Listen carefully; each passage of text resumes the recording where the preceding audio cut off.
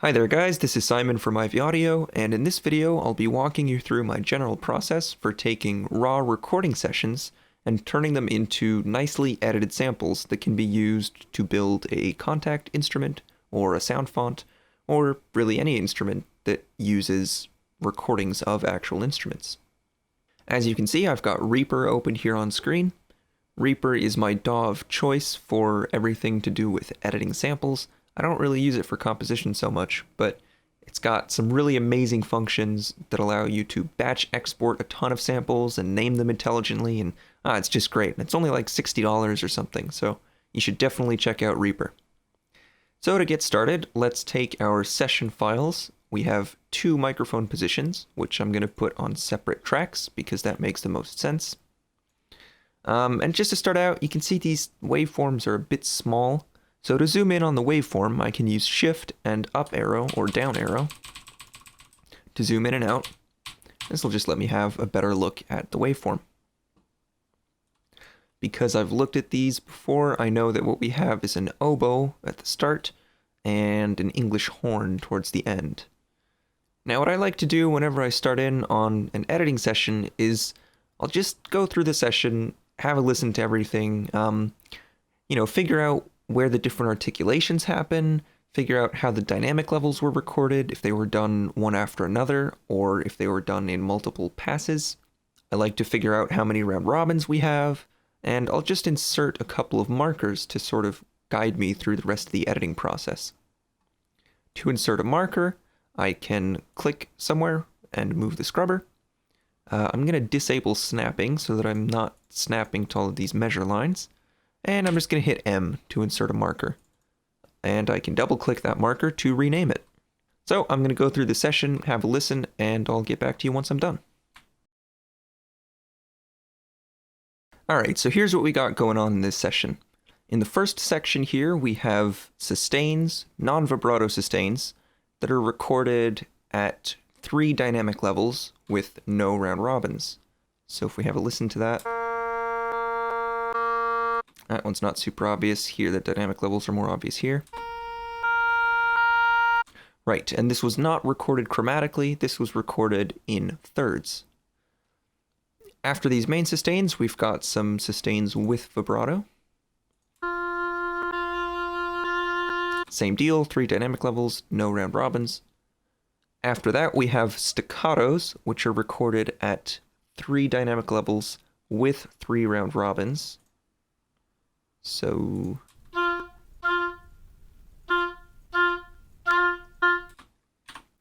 and finally after that we've got an English horn.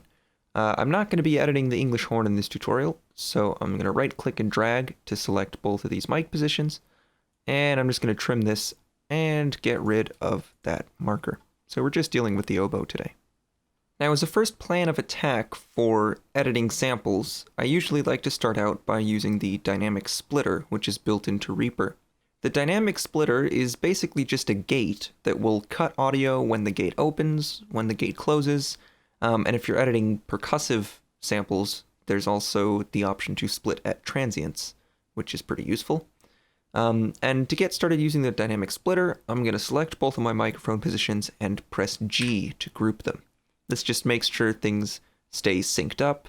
If I drag one of these, the other one moves with it. If I trim one of these, the other moves with it. You get the idea. So because these 3 sections feature fairly different audio content, the sustains here are pretty long, the staccatos here are a little less loud, I'm going to split this up into the 3 sections. And to do that, I'm just going to click on my staccato marker and hit S to split these files. And then I'm going to click on the vibrato marker and split it again. So now I've got my 3 sections nicely split up, ready to be run through the dynamic splitter. With the dynamic splitter, you'll get the best results if you split everything based on the close mic. And the reason for that is that, well, if we have a look at some of these staccatos here, you can see that there's a slight delay between the close mic and the main mic. If you had an ambient mic or something far away, this delay would be even more obvious, but it is very important to have that delay in the finished samples. Typically, you'll want those to be baked into the samples. And that means that if I cut the close mic right here, I want the main mic to be cut in exactly the same place. Luckily, the dynamic splitter does allow us to do that by using grouped items. So that's another reason to group your two microphone positions together. It's also worth noting that if you'll be doing any noise removal on your samples, it's best to do the noise removal before using the dynamic splitter. This is because the greater the contrast between the noise floor and the actual recorded content, the better results you'll get out of the dynamic splitter. So, enough talk about the dynamic splitter, let's use it. Let's click on our close mic and hit D to bring up the dynamic splitter. As you can see, we got a whole bunch of blue lines in here, which indicates everywhere that the dynamic splitter is going to be cutting our audio. Right now I'm only cutting when the gate opens. If I wanted to remove silence from this file, I could also cut when the gate closes, but because there's not much distance between the different notes anyway, there's no real reason to cut when the gate closes, and this is not percussive, and you can see there's not really much of a transient, so I'm not using at transients either. Here there's a whole bunch of extra cuts that I don't really need, and part of that's because my gate threshold is way down at -60 dB right now. I'm just going to bring that gate threshold up a bit until we get it so it's just triggering on those main notes. Oops, pushed it too far. I'll just bring it down a bit. And I'm just scrolling through to check that most of these big blobs have a little blue line in front of them. You can see here we're sort of cutting a little bit far into these samples, so that means I need to bring my threshold down a bit more. And if I'm getting a whole bunch of extraneous cuts like here, I can also bring up the minimum slice length. I brought that up a little bit too much there. Yeah, so I'm just sort of going to play with all of these until things look pretty good. Alright, that's looking alright. Since I want to cut both microphone positions in exactly the same places, I'm going to come here and select Split, Selected, and Grouped Items. And once I hit Split, ta-da! We now have a rudimentary splitting for all of our samples. To make things a little easier to see, I'm going to select all of these samples, and then come to the end of one of them, any of them, doesn't really matter, and just pull in the end a little bit to make the divisions between the samples a little more obvious. Now, if I'd played around with the dynamic splitter some more, I probably could have avoided this kind of thing where we've got a bunch of just useless content, but I'm going to go in and just delete any extraneous content so that all I have is some nice sustain waveforms here. So I'll get back to you once that's done.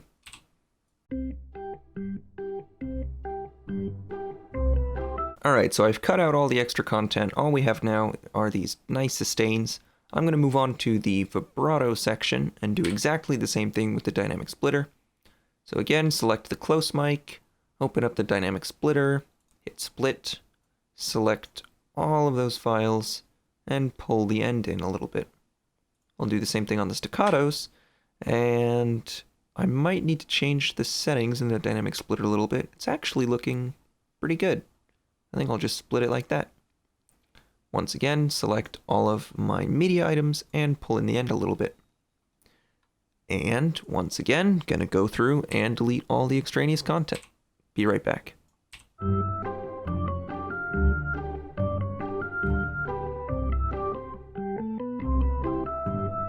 Alright, so this is looking pretty decent. I've now got one media item per finished sample that I'm going to be rendering out. There's still a lot of work to do though, because the dynamic splitter cut off a lot of the start of all of these samples. So this is where the fun part comes in, and this is the part that makes a lot of people just outsource editing rather than do it themselves, because it's pretty monotonous and it's pretty repetitive. And that is going to the start of every single media item and lining up the start of the file with the start of the sample. To make this a little easier, I'm going to apply this same fade in and fade out to all of my audio files. So to do that, I'm going to do Ctrl A and then press F2 to bring up the media item properties window. I'm going to start by setting the fade in and fade out to 0, and then we'll just give it the same amount of fade in and fade out. Very, very short fade in. And now I can zoom in on my waveform. I think I'll zoom in a little bit more vertically as well, just to make things a little easier to see. And that fade in, you can see this is our fade in, and we get a nice little white line that's really convenient for lining up with the start of the waveform. It's also a good idea to have at least a short fade in on the start of your samples. That way when you play them back, you won't get any kind of clicks and pops.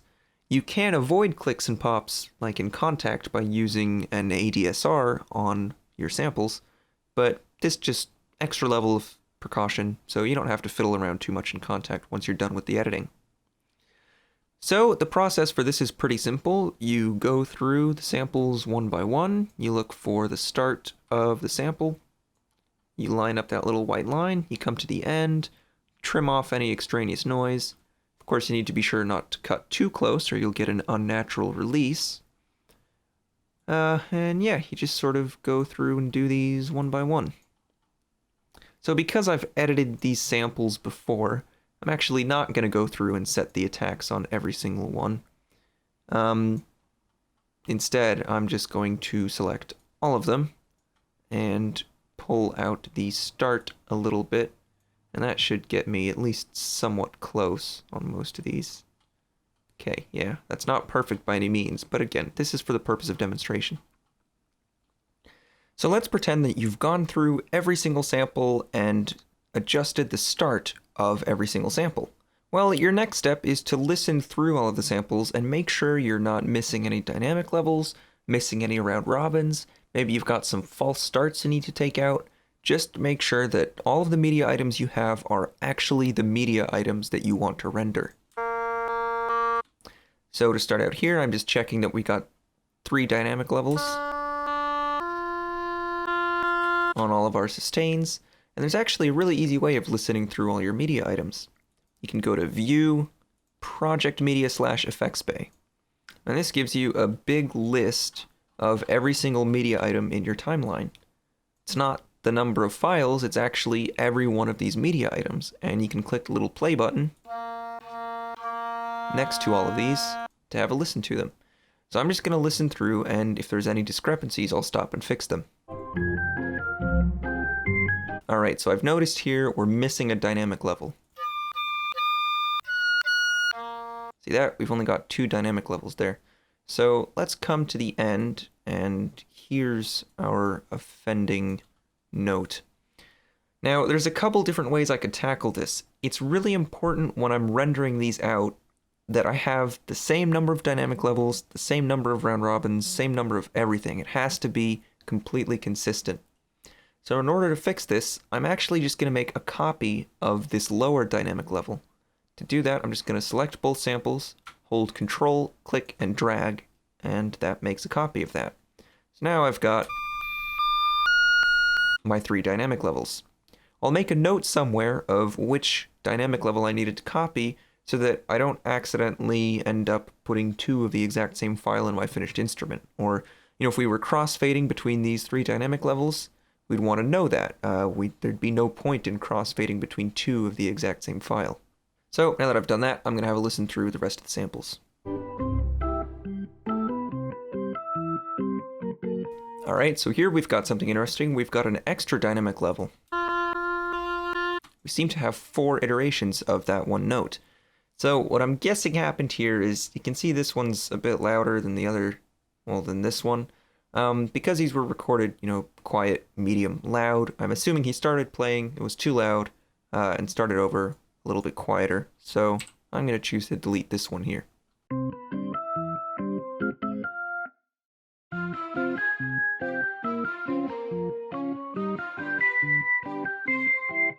Alright, now that I've done all of those, I'm going to do the exact same thing on the staccatos.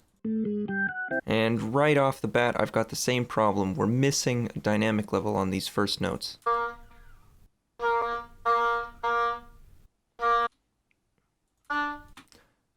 Right, so I'm going to do the same thing I did before. I'm going to take these lowest 3 round robins of the lowest dynamic level and just make a copy of them. I should have 9 instances of every note for all of these staccatos because we've got 3 dynamic levels, 3 round robins.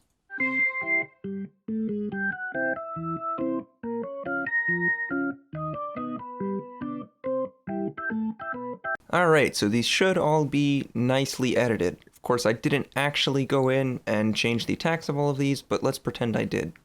I made sure that they've all got same number of round robins, same number of dynamic levels, that's all good. Which means that I'm pretty much ready to move on to rendering.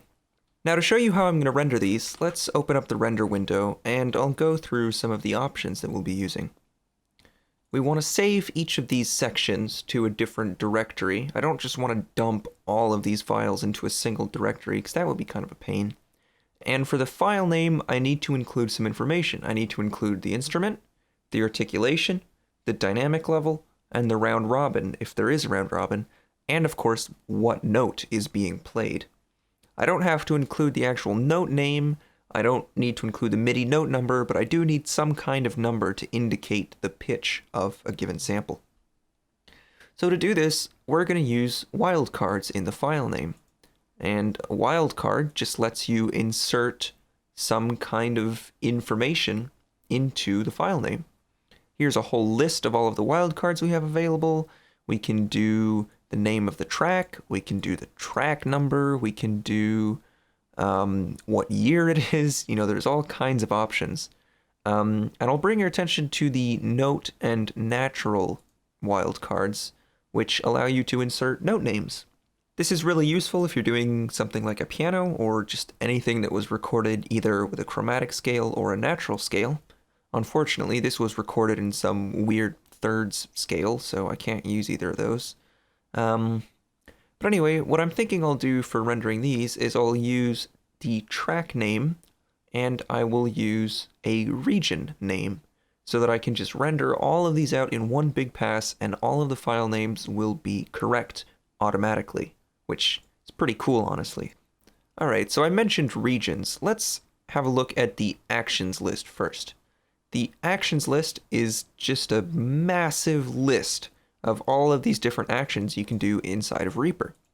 For this, I'll be searching for the insert region markers. Insert region from selected items and edit. As you can see, I've bound this to Alt-M, which you can do by clicking the little add button down here.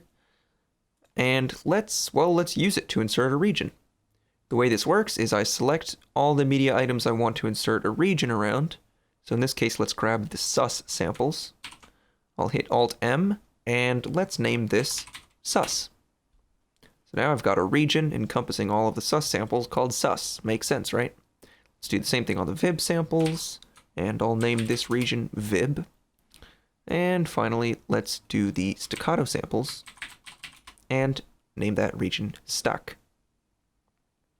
What's pretty cool about regions is you can click and drag any of these regions, and it will move all of the samples inside of that region with it. So if I want to drop these samples in between these two, don't need to rearrange anything, just drag and drop the region and bam. So that's pretty cool. And I can remove these markers now since we've got regions with the same names. So let's think about the best way to render these again. The problem is that I've got 3 dynamic levels and I need some way to include that information in the file name. I really don't want to go through every single one of these items and put a region around just that item with dynamic 1, dynamic 2, dynamic 3 over and over again. So what I'm actually going to do is use tracks, since track name was one of the things we could include in the file name. So I'm going to insert 2 new tracks by hitting ctrl T. And let's rename this to close underscore dynamic 1. Let's make this one close underscore dynamic 2 and close underscore dynamic 3. This can be main dynamic 1. We'll insert 2 more tracks. Main dynamic 2 and main dynamic 3. So now I just need some way to get all of the dynamic 2 samples, which is these ones, into the dynamic 2 track, and some way to get the dynamic 3 samples into this track, which I could go through and control click every single one of them at a time, but there's a much easier way to do it. So let's pull up the actions list again. I'm going to do a search for skip selected, and this gives me skip selected items from selected items. Now, this action is not available in Reaper by default. It's part of the SWS/S&M extension pack for Reaper. It's a free extension pack which gives you a whole bunch of useful functions that have been built by a third party. Or maybe they're compiled by a third party, I'm not entirely sure. Anyway, there's lots of extremely useful actions in there, and the pack is free, so you should definitely download it. I've bound this to Ctrl-Alt-S because I use it quite a lot, and let's go ahead and demonstrate what this does. So I need some way to select every third sample starting with this sample here. To do that, I'm going to select this first set, and I'm going to run that action that I had bound. And this allows me to just do exactly that, to select every nth sample. So I want to select every third sample, and I want to start with sample 2. So I want to start with sample 3. So I'm going to set an offset of 2 and hit OK. And look at that, it's selected every third sample. So I can now just drag and drop these right down into the dynamic 3 track. I'm going to run that again, but this time I'm going to select every other sample with an offset of 1, and that gets me these samples, which I can now drop into the dynamic 2 track. I'm going to do the same thing over here. So we'll start with 3 with an offset of 2, drag those down here, and then we'll do 2 with an offset of 1, and drag those here. I'm going to color these tracks differently real quick, so set tracks to 1 random color, and set tracks to 1 random color, just so I can differentiate the microphone positions a little bit. And one indication that you've done this correctly is you'll get this nice cascading pattern of matching samples for your mic positions. So looks quite pretty, doesn't it? So let's think about these staccato samples. We've got a little problem, which is that not only do we have dynamic levels, we also have round robins. So we need some way to put these round robins either in their own tracks or in their own regions. As a refresher, let's have a listen to what this is like. We've got dynamic 1, round robins 1, 2, and 3. Dynamic 2, round robins 1, 2, and 3. And dynamic 3, round robins 1, 2, and 3. So I need some way of splitting up these samples into groups of round robins. And I can actually use that same skip action that I used just a second ago to select every third sample. So if you think about it, that's going to be all of the round robin 1 samples. That's dynamic 1 round robin 1, dynamic 2 round robin 1, and dynamic 3 round robin 1. So let's select all of these again. Let's select every third item. I want to start with the first item, so I'm going to set the offset to 0. And look at that, it's selected every third item, which corresponds to all of the round robin 1 samples. I'm going to grab these and just drag them off to the side here. Oops, need to drag that a bit further. Okay. And let's insert a region for this. And this will be called staccato underscore round robin 1. Going to do a very similar process, except this time we're going to select every other sample, starting with the first sample, which will give us all of the round robin 2 samples. I'll put those next to these, insert another region, and let's call this staccato round robin 2. And now this region can be called staccato underscore round robin 3. And just to keep these in order, I'll drag this region over and reorder them. Now as a last step, I still need to split these up into dynamic levels, just like I did the sustains. So now we have dynamic level 1, 2, and 3. So I'm going to use a very similar process. I'm going to select every third sample, starting with sample number 2, so an offset of 1. So this gives me all of my dynamic 2 samples. You can see that's the middle one in the groups of round robins. So I'm going to drag those down here onto the dynamic 2 track. And finally, let's select all of these one more time. We're going to select every other sample with an offset of 1 and drag that onto the dynamic 3 track. So if we just have a look through here, that's looking pretty good. Got our nice cascades everywhere. Yeah, so we're pretty much ready to render these out, except I misspelled this one, so let's change that to the actual name. And you know, that's a good idea. Let's check all my names. Staccato, round robin 1, round 2, round 3, vib, sus, close, dynamic 1, close dynamic 2, close dynamic 3, main dynamic 1, main dynamic 2, main dynamic 3. Looks great. So just as a quick refresher here, if any of that was confusing, what I've done is broken up these samples and just organized them in such a way that I can render out all of these samples in one pass without moving them around, without setting any custom names or anything. And in order to do that, I need to split them up across tracks, and I need to put them inside of regions with appropriate names for each one. In each track, I want the samples to increment by pitch, because Reaper can do that automatically. If we have a look at the dynamic 1 track, these are all incrementing in pitch every time. There's no repetitions, and that means that they'll render out correctly. So let's have a look at the render window again.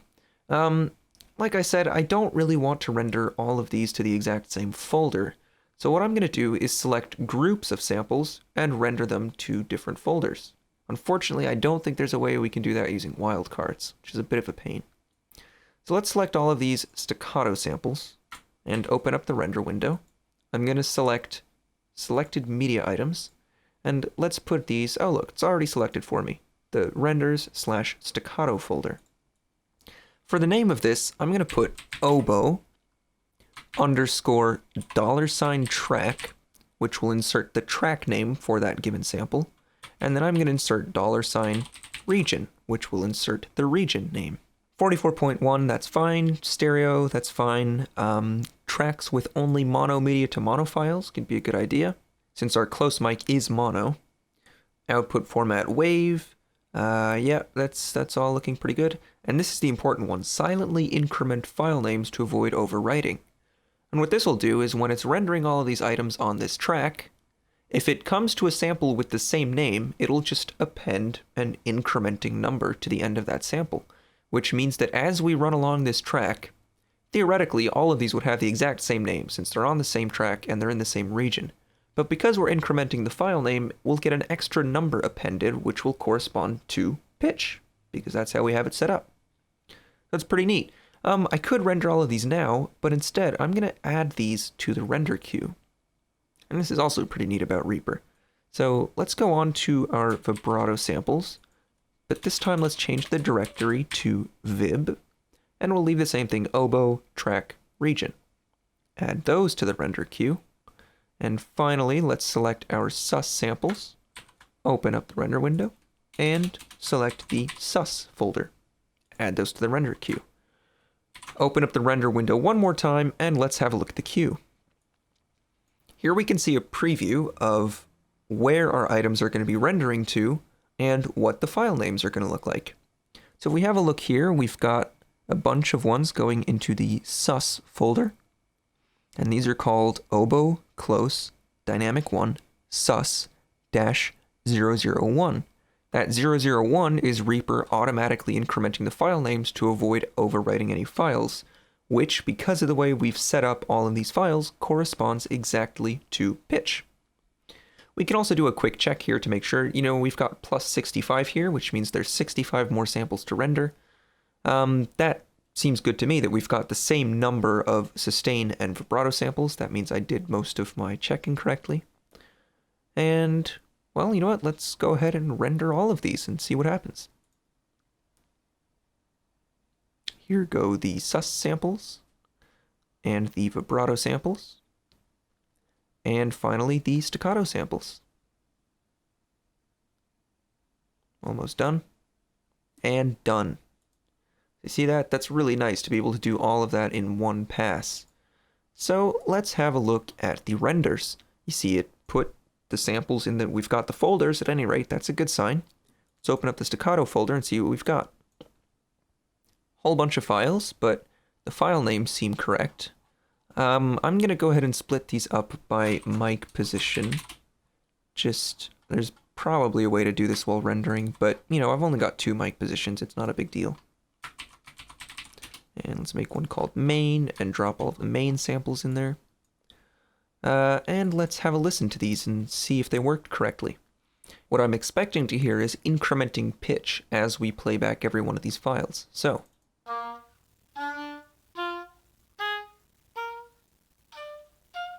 that sounds good. Let's move on to round robin 2. Same deal. Let's try dynamic level 3, which should be somewhat noticeably louder.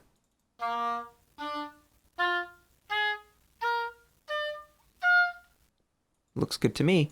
I don't know why VLC decided to open up a new instance every time I play a file. That usually doesn't happen. Okay, well, let's have a listen to the sustain samples. Again, we should expect to hear incrementing pitch. Oh, nice. We get a nice harmony there. I really wish VLC would stop doing this. Nice. So that seems to have worked quite well. So there we have it. That's really all there is to it. It's just a lot of trimming the start of the samples that's really the difficult part, and figuring out how to group your samples in such a way that you can actually render them out without spending ages rendering them one at a time. I'm sure there are ways to automate this process even further. I know there are people like Ilan Hickler who do amazing work with the Reaper scripting language. I do have one neat little script which lets you cut legato samples based on MIDI that you export from Melodyne, which is pretty cool. I'll be doing a video on that in the near future, so if you'd like to see that video or any future videos I put out, I definitely suggest that you subscribe. I've also been doing some live streams recently with just some composition and playing around in FL Studio, so if that's the kind of thing that's interesting, let me know in the comments if there's any videos you'd like to see, if there's any specific questions I can answer. I'm always happy to help out. If you watched this video and thought to yourself, oh my goodness, Simon, that seems terrible. I've got a bunch of samples I need edited, but I really don't want to do it myself. Well, consider getting in touch. I'd be happy to do some sample editing work for you. And as always, I hope this video was helpful, and thanks very much for watching. Bye-bye.